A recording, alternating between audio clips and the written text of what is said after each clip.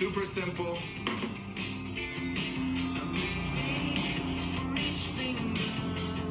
Gonna add a couple cloves of garlic. It's gonna add some extra flavor. Just line them up in here. Time to fold it over. Look how beautiful this is. Now it's time to wrap this up. Now I'm using butcher's string, which is basically regular all cotton string.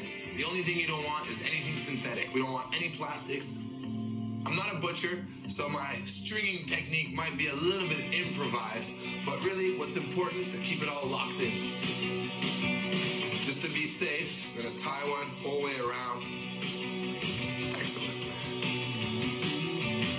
I'm gonna hit this with a little bit of oil, massage it right in there. Beautiful, look at that. Pan is nice and hot.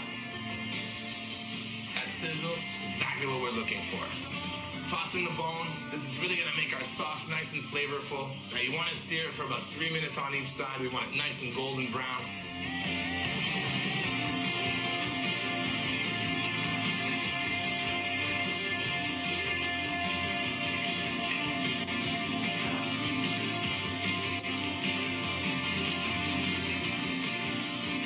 Add in 4 cups of veal stock.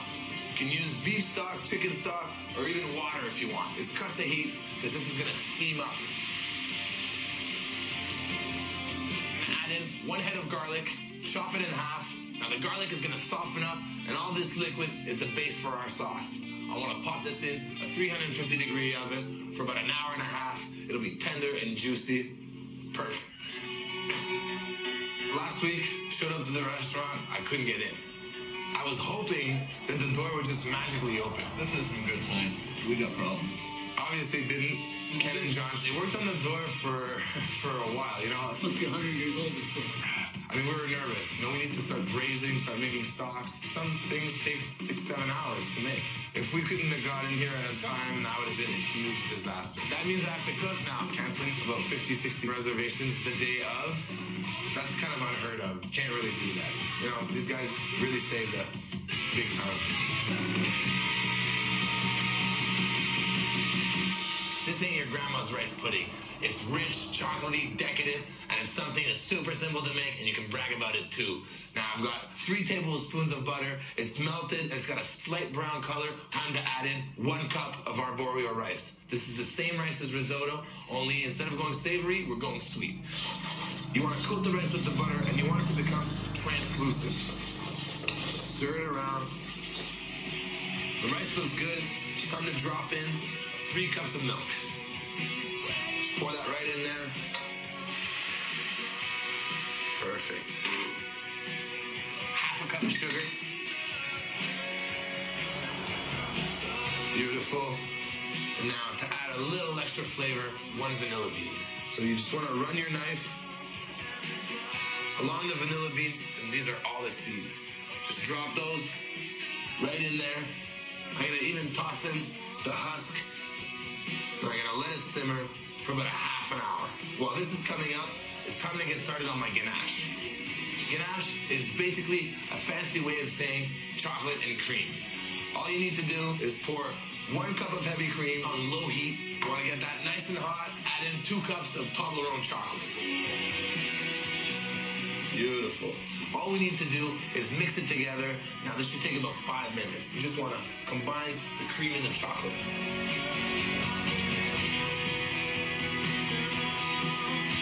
Look at this.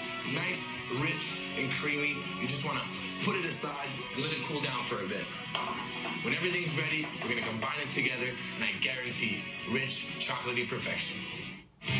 There's 1 door. If you don't get in through this door, you're really not getting in, man. There's nothing to steal. Most of our business is pretty much all credit cards. We don't really keep any cash on the premises. All of our important merchandise is locked up. You know, we have a wine cellar, that's locked up. On just our corner, there's 4 restaurants. So, you know, everybody kind of looks out for each other. There's also the cops that are in the neighborhood. It's a pretty secure environment.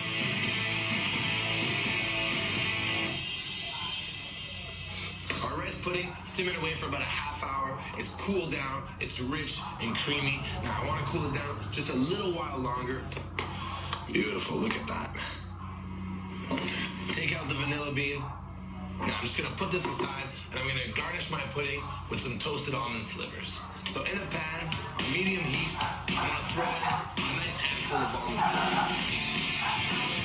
You wanna keep your eye on these because they tend to burn fairly quickly. All I'm looking for is for them to be nice golden brown. It's gonna increase the flavor and they're gonna be just a little crispy.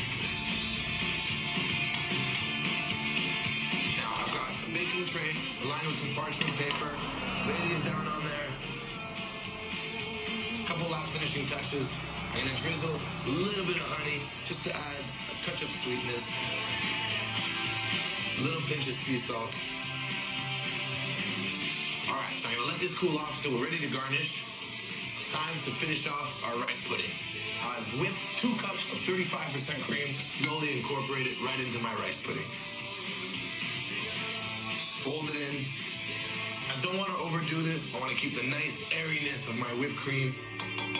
Just cover this up with some plastic wrap. We're going to pop this in the fridge. It's going to be light, creamy, rich. I know Grandma would be proud.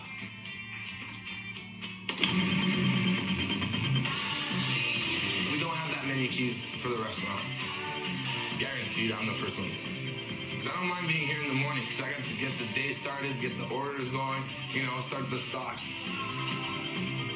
But at the end of the night, at 4:30 in the morning, I don't want to be here. I don't want to have to lock up.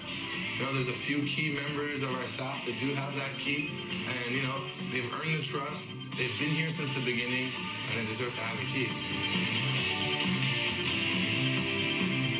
Browns are great anytime food. They're delicious, super tasty, they're easy to make, and they're gonna go great with our roast leg of lamb. Now to get started, I've got 4 Yukon Gold potatoes on the boil, and I've also added 4 cloves of garlic. This is gonna tone down the garlic, make it nice and tender. And in another pan, time to cook up some shallots. About 2 tablespoons of butter, a little bit of olive oil,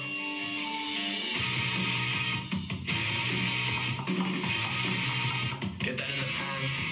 You just want to let these soften up and become translucent. Drain our potatoes. Now, get the potatoes in a bowl. Get my garlic cloves in there. Grab my masher. Let's get to work. Now, basically what I'm doing is I'm making smash browns. I don't want to mush them too much. I still want to have nice big chunks of potatoes. This is about as much as I want to mash them. Good pinch of salt. A little bit of pepper.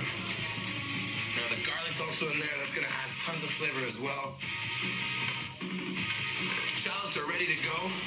Looking good. Add them right into our potatoes. Smells really good. Now, give this a quick mix.